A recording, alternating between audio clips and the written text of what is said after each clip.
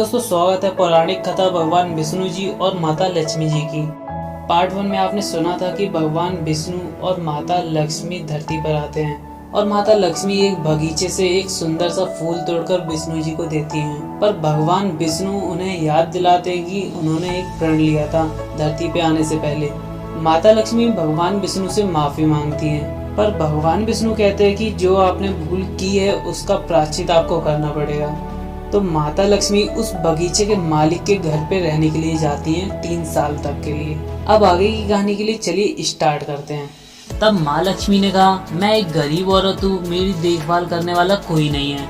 मैंने कई दिनों से खाना भी नहीं खाया, मुझे कोई भी काम दे दो, साथ में मैं तुम्हारे घर का भी काम कर दिया करूँगी, बस मुझे अपने घर के एक कोने में आसरा दे दो।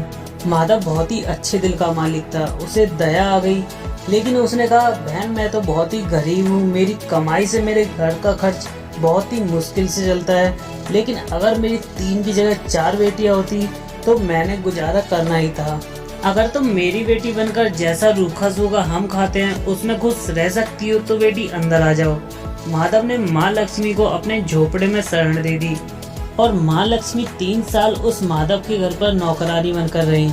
जिस दिन माँ लक्ष्मी माधव के घर आई थी उसके दूसरे ही दिन माधव को इतनी आमदनी हुई फूलों से कि शाम को एक गाय खरीद ली। फिर धीरे धीरे माधव ने काफी जमीन खरीद ली और सबने अच्छे अच्छे कपड़े भी बनवा लिए और फिर एक बड़ा पक्का घर भी बनवा लिया और माधव की बीवी और बेटियों ने भी गहने बनवा लिए और अब मकान भी बहुत बड़ा बनवा लिया था। माधव हमेशा सोचता था कि मुझे ये सब इस महिला के आने के बाद मिला है, इस बेटी के रूप में मेरी किस्मत आ गई है। और अब 2-3 साल बीत चुके थे, लेकिन माँ लक्ष्मी अब भी घर और खेतों में काम करती थी। एक दिन माधव जब अपने खेतों से काम खत्म करके घर आया तो उसने अपने घर के सामने द्वार पर एक देवी स्वरूप गहनों से लदी एक औरत को देखा। ध्यान से देखकर पहचान गया, अरे ये तो मेरी मुंह बोली चौथी बेटी यानी वही औरत है। और फिर पहचान गया कि ये तो माँ लक्ष्मी है। अब तक माधव का पूरा परिवार बाहर आ गया था और सब हैरान होकर माँ लक्ष्मी को देख रहे थे। माधव बोला, हे माँ हमें माफ कर देना, तेरे से अनजाने में हमने घर और खेत में काम करवाया। हे माँ हमसे कैसा अपराध हो गया है, हम सबको माफ कर दे, ये सब अनजाने में हुआ है।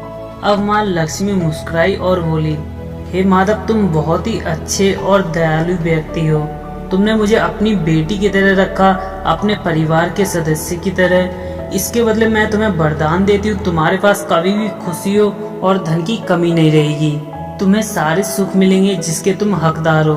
और फिर माँ अपने स्वामी के द्वारा भेजे गए रथ पे बैठकर बैकुंठ चली गई। तो दोस्तों कैसी लगी है आज की पौराणिक कथा, प्लीज हमें कमेंट करके जरूर बताना। ऐसी और अच्छी कहानियां सुनने के लिए प्लीज चैनल को सब्सक्राइब जरूर करना और वीडियो पसंद आई तो लाइक करना, कमेंट करके बताना दोस्तों, और सभी के साथ शेयर जरूर करना। तो मिलते हैं अगली वीडियो में नई कहानी के साथ में, तब तक के लिए बाय, टेक केयर दोस्तों, अपना ख्याल रखना।